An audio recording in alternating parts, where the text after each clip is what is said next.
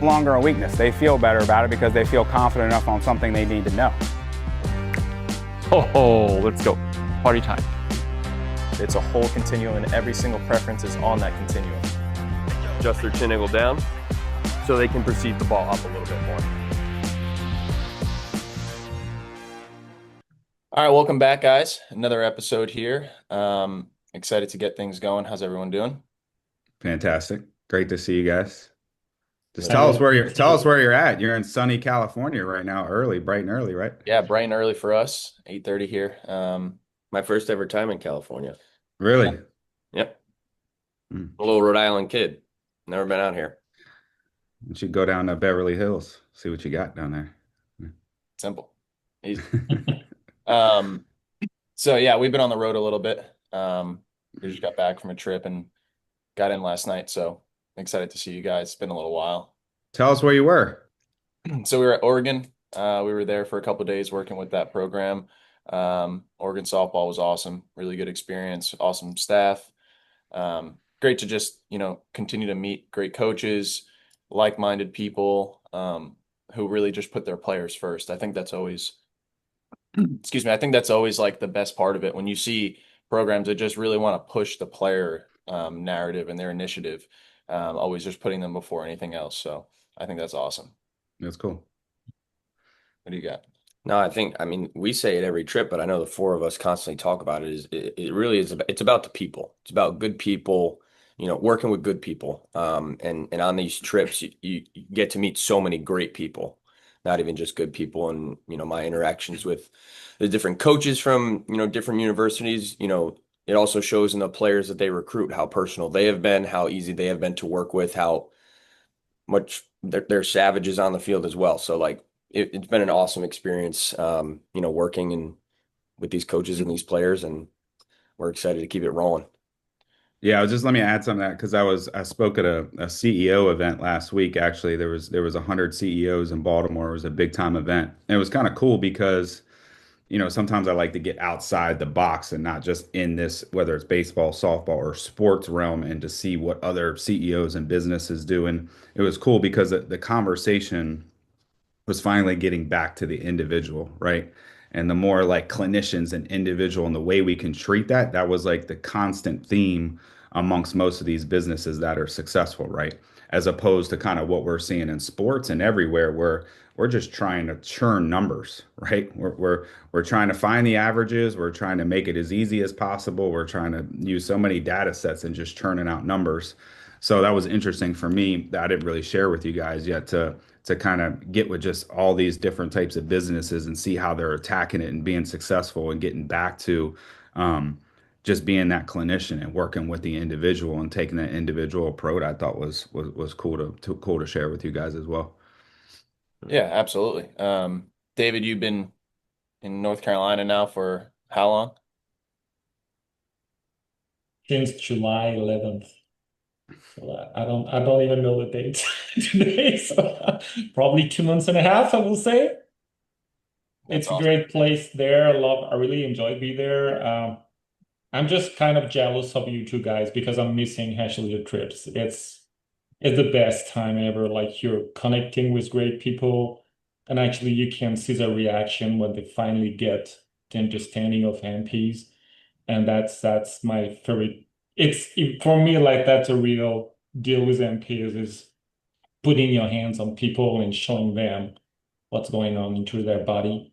Uh, so It's hard to be the witch doctor and the scientist, man. I got to keep you caged in there so you can work. So You it's got the a way it trip goes. coming up, though. You have a trip Yeah. coming up, though. Talk to us a little bit about that. yeah, I'm leaving next Friday to Lausanne. So I've been invited by Volo Gallon to present our work in the US with all the results we got.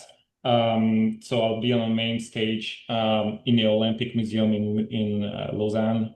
Um, that's awesome. Tell people where that is. They don't know where that is. Switzerland. There you go. There we go. Yeah. Yeah, Cool. 15 hours flight. Let's go. 6 hours time difference. That's gonna be good. No, Yeah, we're that's fine. excited to hear I'm about happy that. to be there. I mean, I think it's a huge things for us. to be invited there and represent, I mean, MPE in Europe. I mean, in just like, I will say, a few years, we have impacted a lot of the game. And I think it's a kind of recognition of what we did so far and what we're still doing every day. So I'm really pleased actually to represent us over there. And we're going to have TVs and reporters on site. So that's going to be good for Volodal. And they're just opening their new lab over there. They have more PhDs, they're running more studies. So it just helped us actually to move forward too. So Yeah, no, that just tell people that don't know, Volodal's our partner. That's kind of the lab that we partnered with when David and I started this thing, and so we're the kind of have a exclusive partnership with them in North America, and they've been doing motor preferences for over 20 years with over 5 PhDs and have studied over 30,000 athletes, have over 30 scientific studies. So they're kind of our, I mean, we got the witch doctor on hand now, but they're kind of our backbone with the science. And that's kind of like our background for the history of how we kind of connected and our partnership with them, for those that don't know. Yeah, it's been awesome to be able to see that growth on their side too. So I'm excited that you get the chance to get out there and get to reconnect with those people, and that'll be really cool. That'd be really cool to see that all happen. So connected back to what we were kind of talking about before, and we've been on the road a bunch. We get to explore motor preferences with different programs, different groups of people. So this pod, I wanted to just talk about, our primary preference, one of the bigger ones that we tend to talk about, in aerial and terrestrial. Okay, so David, why don't you give us a brief explanation about aerial terrestrial, and then we'll kind of go from there. The first thing I think it's really important actually to explain to people is MPs are complex, and we need to simplify complexity to be able to absorb the knowledge and to communicate. So when we call someone an aerial or someone a terrestrial, it's not a bucket, it's not a tag. We just need to name something. And the best example I can give you, if I tell you, like, I'm thinking about a color which is red. If I tell you the word red, nobody knows actually what kind of red I'm thinking about. But in your brain, you have already produced an image of a red. But nobody knows if your red is the same as mine. So we name things without knowing actually if your own personal perception equals others people's perception. But we need actually to name things. So I just want to make sure that people understand that being an aerial or terrestrial, it's a wide range, like from the less of it to the most of it. It's not a labeling something. It's not a criteria. It's not a bucket. It's really like, oh, you move as an aerial. So I'm not even saying more anymore that people are aerials, but they move as aerial, which is different. So it has been discovered a long time ago. I mean, recently, for young people, it was 25 years ago. So I'm old. It was old for me, maybe recent for young people. So serial giant observed runners, and he find out that some actually use more their body inflection when they're used to run, and some were more bouncy. So he used different words. And at one point, he started to call them more aerial or more terrestrial.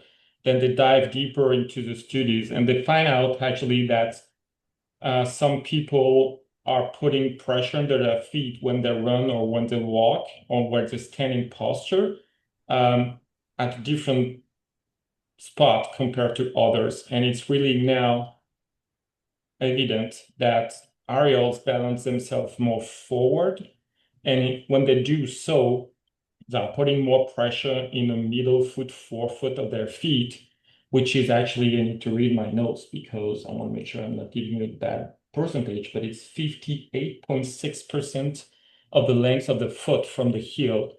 So this is where actually how aerials are balancing themselves. When terrestrial, actually they are more backward, more inflection, and they're going to put more pressure under their feet at 43.6% of their foot length from the heel. So that was the first actually observation they made, is like people don't put pressure on the same spot under their feet, depending of if they're aerial or terrestrial. The second observation they made actually is they don't balance themselves the same way. So an aerial, again, will lean more forward and wants to keep a center of mass more in front of his body, when actually terrestrial like to place his masses more on his heel side. So that's the second observation. The third observation was more about what kind of muscle chains people are engaging first. And if you lean forward, actually to not fold forward, you're going to contract your back. So we're going to use as aerials more our posterior muscle chain, which actually allows us to be very good at bouncing and create vertical movement. When actually terrestrial, they're going to engage first their front muscle chain to not fall backward. And when they are doing that, they prefer actually to use flexion in the legs to create their movement, whether it is walk, jog, rotational movements. So two different ways to move. The good news is everybody's moving forward, right? So if you walk as a terrestrial, if you jog as a terrestrial, you're still moving forward. That's a quote I wrote yesterday to someone on Twitter, is like, model preference are the path, but they are not the goal. The goal will always come sooner or later, but from different way depending on who you are.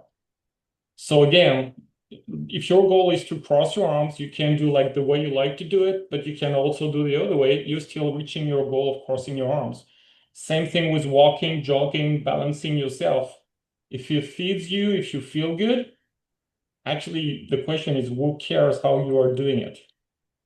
If you perform well, you're in good health, that's MPs, they are the path. So this is what we're trying to do. So aerials, people that are more bouncy in a certain way, they prefer speed, engaging more their posterior muscle chain, love plyometrics most part of the time, depending on their physiology, but generally speaking, terrestrial are people who actually love to place their foot contact more in front of themselves, to have an action of pull, pass, push with their feet. So actually it creates really a flexion. I like to illustrate it for people like in the cartoons, the old cartoons, or you see like the feet spinning under the body and the body doesn't move. That's a terrestrial. That's exactly how they are doing things. So I hope I answered like technically your question a little bit. I tried to keep it light, not lost everybody, but it's mainly this. Yeah, let me add a couple things with that just to be clear. I mean, even with an aerial or someone who moves like an aerial terrestrial, we still have this two polarities, right? We still have a continuum for each. So he gave you some pretty specific where they're at in averages of the feet, but again, even within these two preferences, like we still have a range and a continuum. And the other thing is just really important. So, we need to name and have vocabulary to have communication and conversations, right? So that's why we do it. We have to be able to have these conversations and describe these things. They're not buckets, and that's an easy way to attack it, right? But this is like a new language. I mean, when I was learning this for the first year with David, I mean, it was literally like learning French or Spanish. I mean, and so it's really important that we have this ability to name and use certain vocabulary because, like David said, you have an image when something comes, but then you can dive deeper into the continuum or things like that as well. Yeah, absolutely. I think it's huge. And you both hit the nail on the head. What I really kept hearing a lot is continuum, continuum, continuum, right? That's like the first thing in the first couple slides of our clinics. We're always talking about it's a continuum, right? Like each preference is on a continuum. They interact with each other. Some are going to be more prevalent in others compared to another individual. So I think that's such a big part of it. And I think there's a lot of misconception when it comes to that because we are trying to just get on people to hear different vocabulary and understand it to what you guys are saying. When people see stuff online, when people communicate together, Swoper, what's your biggest suggestion when it comes to kind of just taking that next step and understanding things? Like, yes, we want people to communicate, but where do you kind of suggest people go from there? Well, number one, I think it's also important. And when you're talking about MPs, yes, we're starting with aerial and terrestrial, right? But then we got, 9, 10, 11 different categories on top of the morphology and the feet that then are affecting that continuum, right? So that's really the biggest key is that we start there. And most of the stuff that you see posted online is for us now, which is really interesting, pretty elementary, Like we're so nuanced and into the weeds, but we realize we're trying to really have stuff out there because we're really just educating and starting. This is really almost something that's new in this entire country. So a lot of the things you said, so it's easy to maybe attack, oh, that looks like a bucket, or oh, that looks very much like this, or oh, they're very much putting in there. No, we're trying to educate first and then try to get into the nuance and really get into the details as you kind of go along, like I had to do, like both of you guys had to do. So for me, it's always just starting with the basics, right? It's starting with the basics with aerial and terrestrial, trying to understand the continuum first, right? I had to go back to David 1,000 times with questions. I had to go back. You have to start with this basis of knowledge of aerial and terrestrial to kind of see these things and allow these other preferences to kind of start to infiltrate your thoughts and dive deeper and have these questions. So I would always say go back to the basics first, which is why we like to refer back to whether it's an e-course or a book or things like that and have a good grasp at that. You can't go all the way into like, oh, this breathe in preference and how strong it is, and is it stronger than this and that, and then work your way back. That's like trying to write a paragraph in French, before you know the basic vocabulary. Like nobody, Babel wouldn't do that. Nobody would do that, right? So I think just having that baseline knowledge first. And again, I'll say this every pod. I feel like is just having this grace, right? Of allowing yourself to understand that, yeah, it is a little bit of a punch in the gut because you feel great about biomechanical things and how matter of fact it is and how the body works. But I'll keep saying it. We know 5 to 10% of the brain's capacity right now, and we got a long way to go, right? So, getting away from those averages and understanding that, the mark people or the outliers and all these different things. So I know that's a long-winded answer, but it's more trying to have a good understanding of the beginnings of aerial and terrestrial, and then allowing these other preferences as you learn to kind of guide your mind towards why or how it's happening. I think some of the coolest conversations that we've been having across our, fall journey is having these coaches learn and understand how to see the world without any biases and just see it how it is. I think that's been one of the coolest conversations at every university that we've been to because it makes a lot of sense. Like how we see the world is our own cognitive bias. So essentially when we're in the sport and we're teaching hitting, we're teaching pitching, we're teaching anything that we teach in the industry. Until this point, we have always seen it in our cognitive bias. Learning NPs, I think, not only becomes mentally free for the players who are incorporating in their routine, but also mentally free for the coaches who are now understanding it. Because now when they go to recruit, they're not seeing things as flaws as they maybe once saw before. They just now have an understanding that the move is harder to produce for someone. Or, okay, this person moves actually totally opposite of my own personal profile or own personal bias. And now I have to dip into some external cues for them. And even though I can't feel that sensation myself. So it's for those players we always talk about. Whether you're a travel coach in high school, whether you're a middle school coach, whether you're a major league coach, you're always going to have those best players. And those players are going to be performant and do their thing and are going to be really in tune with their body. But when you would already make an adjustment with a player that has pain or with a player that's not performing up to standard, now you have some additional information and tools in your back pocket to be able to limit that time of trial and error that you would do anyway with that player. I think has been such a big breakthrough for these universities is one, seeing the world without any bias and taking it as it is, and two, being able to make adjustments with players that are stuck or having pain where they would already make adjustments, and now that those adjustments are happening quicker and more efficiently. Yeah, I think you always are coaching to your own, like what worked for you. I don't know if Matt talks a lot about this. Like, there's certain drills that you've done over the years that you're like, as a player, you're like, this feels terrible. Why would I ever teach this? Why would I tell someone to do a drill or a cue that never made any sense to me? And when you start to learn, it's because of your preferences, and it can be opposite of your preference, and that's why it feels terrible. So Swoper, I know you're one for that too. Yeah, I mean that's why I love the kickback so much. I'm the most anchored front extension human alive. I mean, when I hit fungos like Frank Thomas, you know.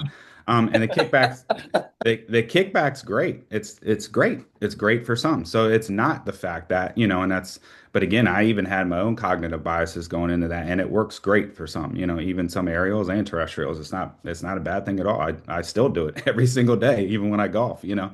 But I was also going to mention, you know, Ryder Cup is a great time for people if you're out there. And I don't know when we're going to post this, so I may put my foot in my mouth, but you know, go watch Bryson, go watch Scotty, go watch Rory, go watch these guys that move so differently and so unique and some that are aerials, and it's really a cool thing to see. Um, just the freedom of how they do it, but still super, super effective. Yeah, I think I that's a think really cool point there. You're saying like Scotty, like I think about the three of us here. David is on the other spectrum there in terms of he's our lone aerial, but you get us to do this little Scotty shuffle, we're going to be on our face before you know it. It's not a recipe for success there. David, what do you had? just probably tell people just observe the world how it is. So I think I'm joining like Woodsy on that is just observe the people walking down the street, and you will see that they don't walk the same way. We have been fooled for many years by the fact that we have kind of the same morphology. So two legs, one trunk, two arms, one head. Like everybody's built the same. Actually, no, you're not. You don't know what's happening inside the body, how the skeleton is built, how the head of the bones are built. So, what kind of range of motion? And that was a question I actually asked myself this morning is when I was a younger coach, I was like certain to give the right drill or the right technique to a kid. But actually, why? That was my question. Why I did that? Actually, I've been trained. So someone taught me that that's a good way to do things. But actually, how does he know?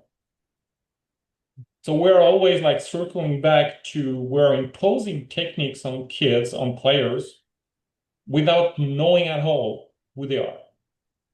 Because I don't think like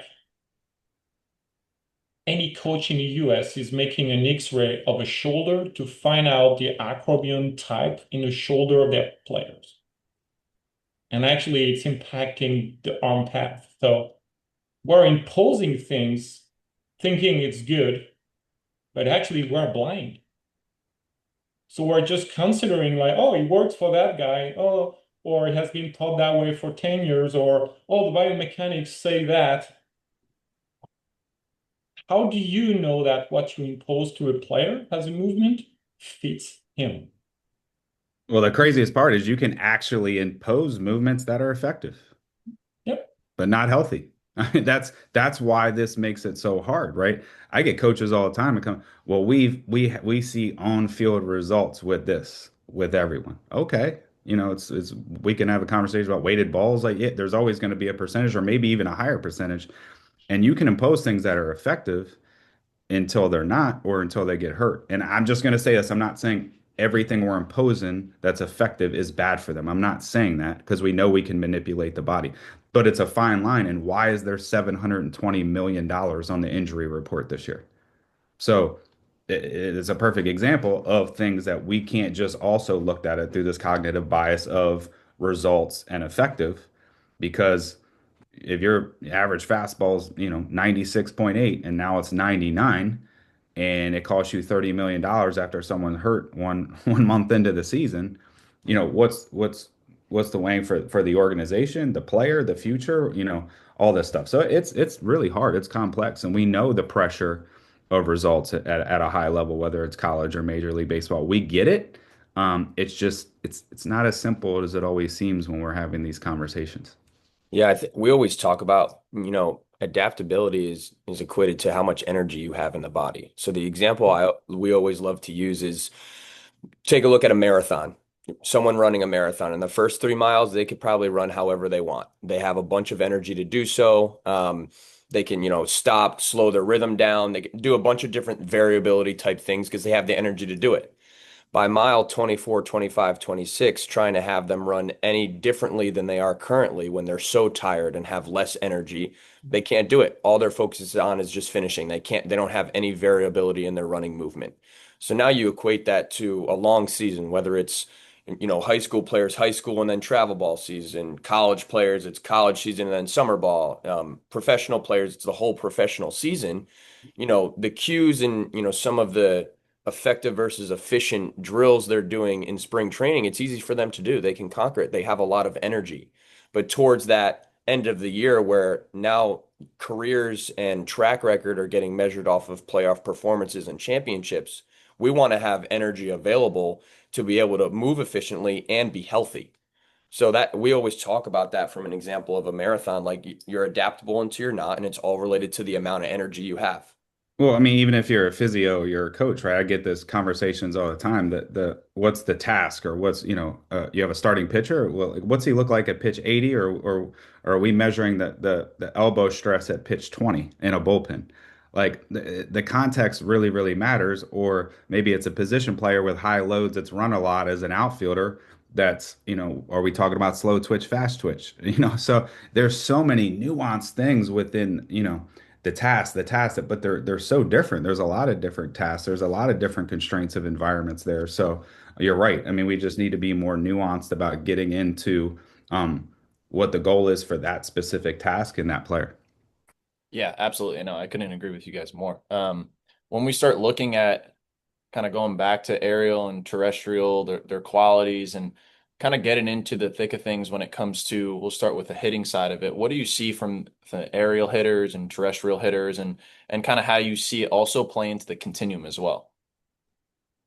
Yeah, I mean, I think the terrestrial guys, I mean, we continue to say it. We've done a better job with them because they fit more of the biomechanical model that we're used to. So the terrestrial guys, most times are the easier ones, whether that's with a physio, a strength trainer, a lot of deep flexion. You can do squats. Like let's get them stronger. Let's get that proximal muscle stronger in the weight room and all that. And then as a hitting, just a very generalities of fire in the hips and anchoring and all these different things are really good. It's the aerials that none of us really ever understood. And I think it's important. And I want David to elaborate on this.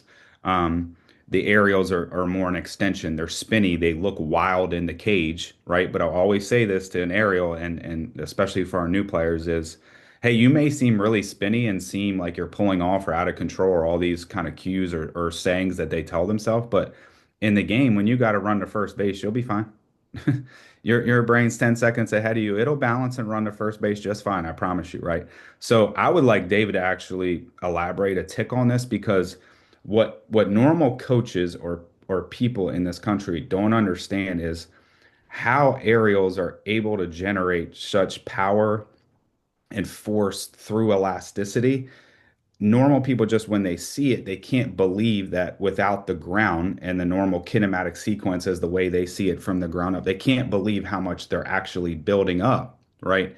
And don't understand how gravity and their own, like how they move, is able to build that up. So I think that's important maybe for David to elaborate on is how aerials, maybe not what we want them to see from the ground up, how they're able to do that so efficiently and so like really elastic, like from the top down almost. Well, that's kind of easy to explain. It's because actually the posterior muscle chain is more tendinous.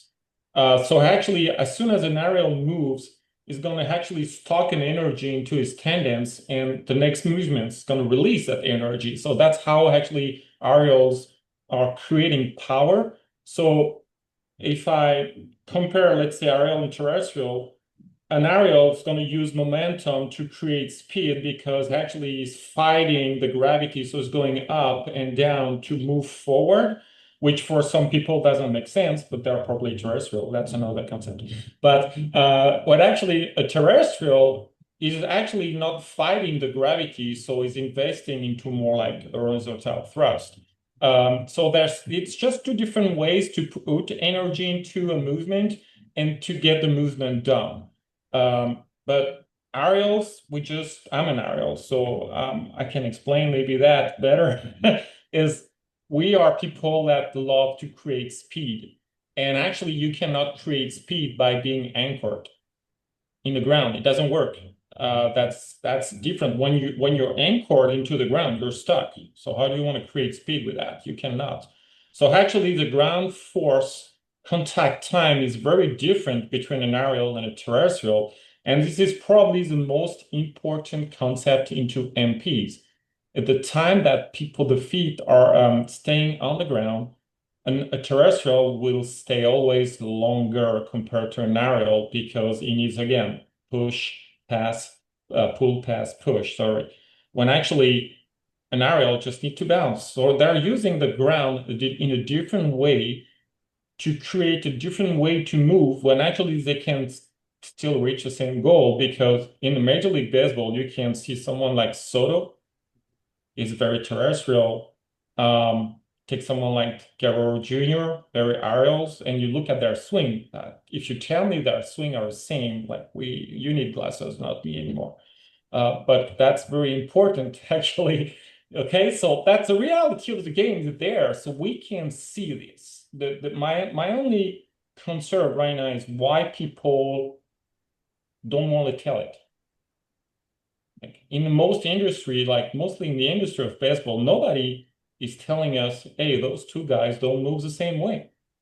No, they And say everybody's they coming with the say. same principle of action, with kinetic sequence and everything. Like, just just observe the reality as it is. Well, that's how they create these outliers and call them freaks. And I think we're all in the industry or just those that really want to dive deeper are tired of that. Even my conversation with physios are kind of cool. I just asked them a question of because I think mobility has always been a big thing. And there's some aerials that need mobility, right? Mhm. But it's interesting when I'm talking to physios and I'm like, well, you say his dorsiflexion is really stiff, right? His ankles, knees, and hips are stiff, right? And then I ask him, well, if they run more forward, right? How do they carry that verticality if they're not more stiff and aligned, right? So you try to like bring it back a different way and ask them these questions with those, and I've had better conversations when we do that instead of again immediately like most I did in this country. We're trying to find a weakness. We're trying to find an inefficiency that could possibly be a strength, right? And we're just drilled into our heads as Americans, no matter what we do, no matter what silo we're in, is to try to find that inefficiency. And most times than not, it's not something that that would work for that profile or that athlete. So I try to pose these different type of questions or maybe open the dialogue in a different way as opposed to just telling or trying to use a technique per se. We always use the example of Ken Griffey Jr. And back to your point of trying to find a weakness. You take Ken Griffey Jr.'s name away with a blank slate and look at his ground force numbers. Probably not producing very much. He's very spinny on the ground. He's just interacting with the ground in a different way. We're not saying he doesn't have a force output in the ground, but it's much, much different. Now, no one tried to change Ken Griffey Jr. because he hit 500,000 home runs. But if Mhm. he's in high school now, the industry will look at him and say, "Hey, you need to get in the ground more to be able to produce better, higher numbers." But Mhm. for him, he slams. He doesn't need to.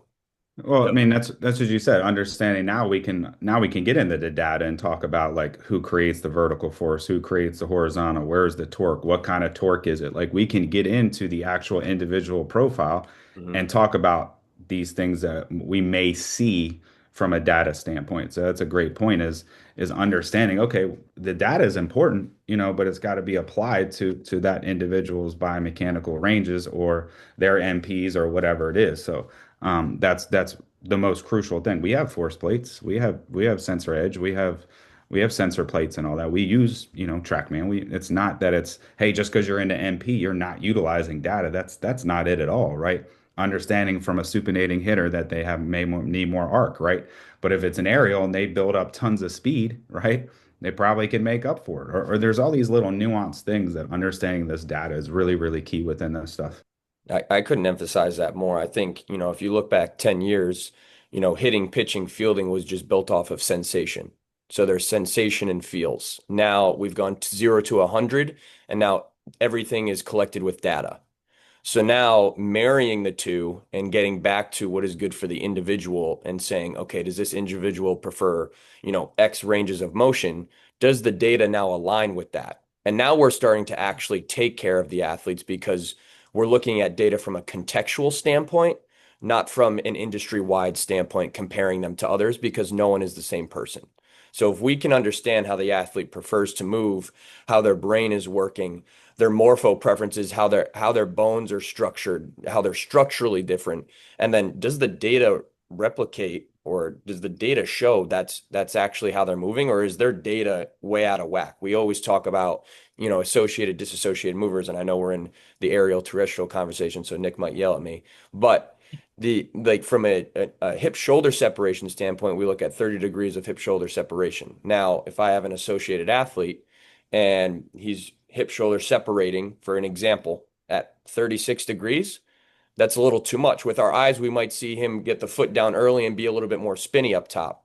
But now, from a data standpoint, that also matches what we're seeing. And okay, now we need to give a couple more associated cues to help him out. So the data is context, how the body prefers to move is context, and then the player's feedback is context. And we need to combine all three in order to get the best results for putting the athlete first. Yeah, I think that's the biggest part of it, like really merging the information and understanding, okay, this is what they move like and they prefer to move like, and this is how they're currently moving, and this is the current information that's the data that's we're getting from how they're currently moving, right? And they could be different, right? So you can have an athlete that's one of the most aerial profiles and they're creating a ton of force and they're moving slow. Well, what's happening and what's the differences between them. And I think what's cool about it, and both of you guys kind of alluded to it earlier, a lot of this has been kind of known, right? Like we talk about for a little while now, quad dominant and hamstring dominant. We talk about pronation and supination bias. There's a lot of differences that we've seen for a lot of years. I think that's what's cool about it is a lot of this is just now we use kind of different names. But this information has been around for a while. And I think what's really, really unique about motor preferences, it's a step further than just being on the field or in the cage, or in that practice environment. It's from a real world situation, right? The way you interact with other people, aerials and terrestrials, the way that you complete a task. I'm sure if you look at David's computer right now, he has 500 tabs open on his Google Chrome browser. We would never do that. So it's just like really cool, unique differences and understanding it goes into personality types. And yeah, of course, you're going to have differences in how you develop over the years and values and all that different stuff. But that's what I think is so cool about it. We talk all the time, like, just differences in aerials and terrestrials and some of those people aren't as affected. And I think that's what's awesome about it from a real world perspective. Yeah, that's why I'm so excited for this next book we're going to publish. That was written by Sil, and we've modified it, but it's just so deep, and it has so many of these practical, realistic examples that I think for those that like super criticized us into this book, like, listen, people, we published that first book as elementary as we could to kind of establish this new almost um, you know language per se, right? So we started there, and then this next one that we produce, along with some of the other e-courses and all that, we can really, really, really get deep. I mean, this new book is going to start in the womb from where you're in flexion for the first 3 months of pregnancy, you're in extension the next 3 months, and then you're finding your neuromuscular chains in your ways. I mean, it is incredible. So I'm really excited for us to come out with that in a couple months. And for those that were somewhat skeptical about the continuum or all that, man, I mean, it was so fun, kind of editing that book with Sil and David, and I'm excited for everybody to really see the power of motor preferences and how to individualize it. Yeah, I think that's such a good point. The more we talk about it, the more it just makes me think like, you know, we have to, structure it somehow, right? If we just throw all the nuance and all of that, everyone would be lost. So we have to structure it in some form from an educational standpoint. So I think the more we go and the more in depth we get, it's only going to get cooler. And we talk about, MP as an onion, and there's just more and more layers to go. Well, I always find it too, is like I keep interrupting you guys, but it keeps bringing up points. I understand coaches out there. We've been criticized a lot since we've started in the past 2 or 3 years, a lot on the internet. And then I would just say, well, what do you do? What do you do? Where is your basis of vocabulary and reasoning for that? And a lot of times it's much easier to attack us, right? For generalities or bucketing and all that, and just flip it. Just say, well, what do you do? What are you basing it off of? What's your assessment process? Like what are you using? So that's always important to understand that it's not always wrong. It's just important to be open-minded. And our goal within us continuously is to have conversations. That's all we do every day in the industry. And we don't always agree. And that's okay because it's very complex. But to be able to have these conversations on a broader scale instead of just attacking or saying something or taking it personal. How about that? Taking it personal. We're all not right. We've all made this. We've all got it wrong. But that, are you trying to be right in your post or your point? That's really a key thing. Like you're not growing if you're just posting to be right. So that's really a key. If we can continue to have these open conversations and grow instead of trying to just be right or attack, we're going to grow in several facets of what's currently going on in our society right now. But I'm going to stay away from that. I think that's such a good point, and to elaborate it, reach out to us if you have questions. Like, let's talk about it. Come to a clinic, take our course or get our book, or Shoot us emails. yeah, Like, shoot us an email. It doesn't have to be necessarily getting something. I think that's what's cool about it is we're open. I think for a lot of the people that have spent some time with us and come to a clinic or even just reached out, we'll take the time to talk to you guys about it and really help just explore it. I think it's something that's been so impactful in the four of our lives. Clearly to be able to go and do this thing from a full-time perspective, then Matt as a player and obviously Swope as a coach, Dave with your family. I think it's just so unique to be able to have that perspective, and that's why Swope, you wanted to make the effort to start MPE and help as many people as we can. So we're here for the conversations, and we're here for the pushback. We're not shy of it. we want to be accessible. David enjoys it, maybe. We want to be accessible. We want to put our best foot forward for the individual athlete in front of us. Think how siloed we are. You got David who learned motor preference. He's on the French national team. He's a baseball player, was a pitcher, but his son is autistic, right? You have two players that went through their own individual journeys. You have a college coach that was blessed to change my life to meet this individual who drives me crazy sometimes. But David literally changed my life. But you're talking about people that were so drastically different in every facet of their life. And I think that's also hard for people out there. Some people own facilities and they're trying to sell that, right? Some people are coaches and don't have the time to learn, so they get frustrated. You have academia, you have real world application, physio, strength training, podiatry. Like this is a lot, right? And we all, don't necessarily have the same paths. So everything you guys just said is so critical and key. And David's one of the smartest people I've ever met. Like, it's hard to assimilate all this knowledge and have these educated conversations and fit it into your bandwidth to be able to go perform it every day. I get it. I'm living it every single day, trust me. But that's the coolest part is there isn't a day that goes by I'm not learning more. There's not a day that goes by we're not exploring as a company, as a group, challenging each other, sometimes frustratingly, at every single day. And that's what's most important. Yeah, and I think ironically it goes back into you guys being different, but you also have different profiles. One's aerial, one's terrestrial. The good old opposites attract here. My gosh. I'm putting Swope's head in the sky when he's keeping my feet on the ground. That's exactly what we do. Well, diversity is great. I love diversity because each individual skills put together is making a stronger team. So I think that's something right now we are observing internally into MPE, but also we can see it in all the teams we're working with. And we can start to talk to coaches like, hey, it's different. Doesn't mean it's not good. It's just different. Now you have to learn as a coach how to use this player in this kind of situation or this other kind of situation. So I think we just want to value the human beings instead of right now, I think mostly into the not only baseball, but probably in the whole society, like nobody really cares about the human beings.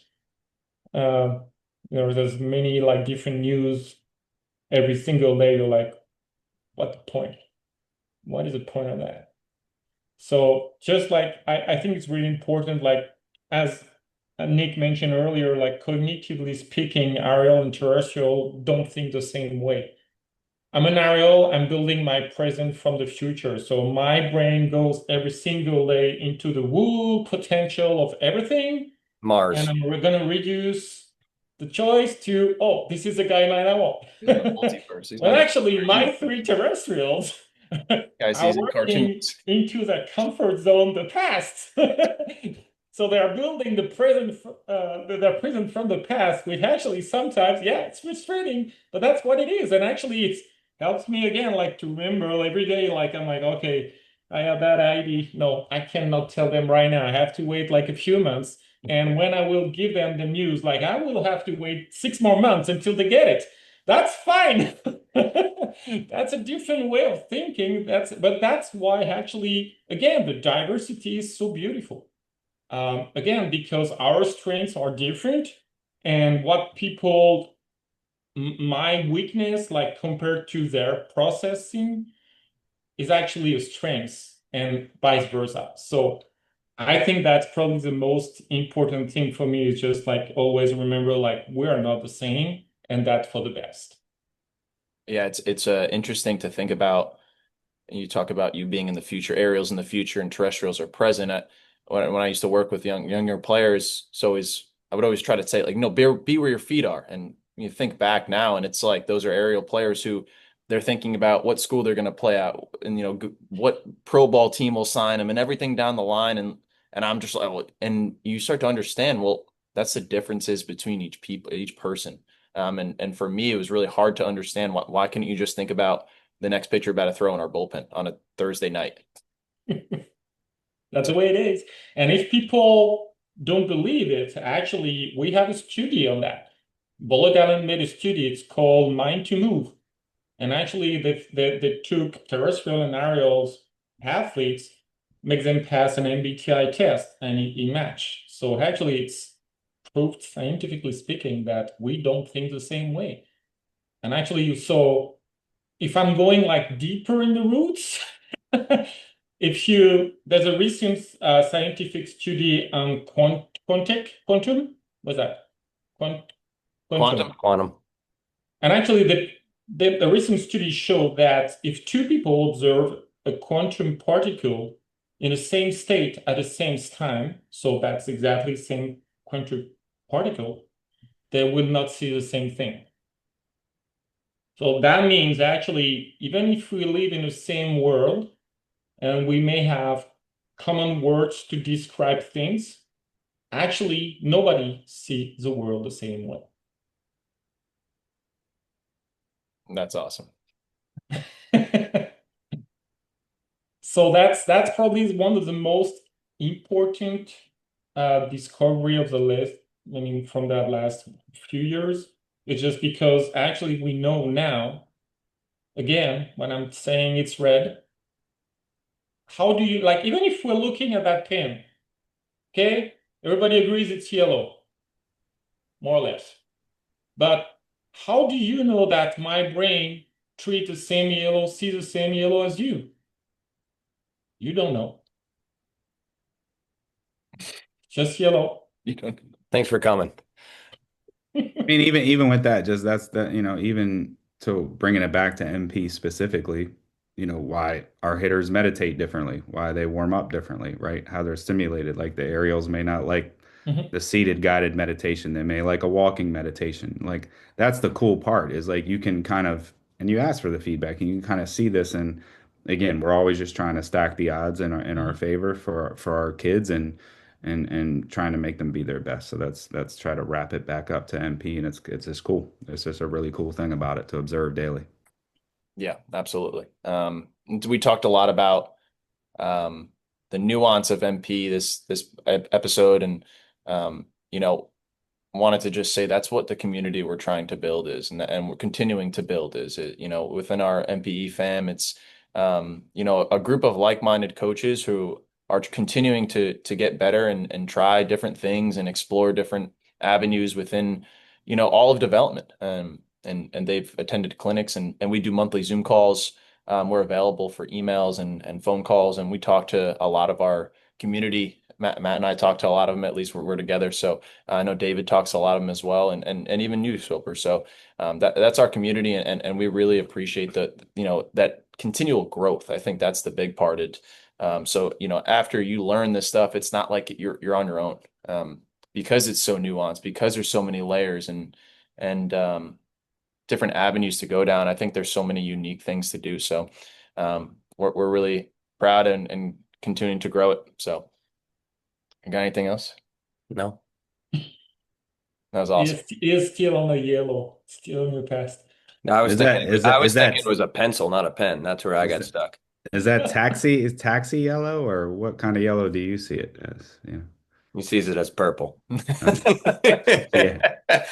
Correct. Exactly. He only sees the green part on top, I have a weirdest question for you. Why do we call it yellow? Why is not called yet red? Who decide that? Until next time. Yeah, on that note, Until next time. appreciate you guys. See you next time.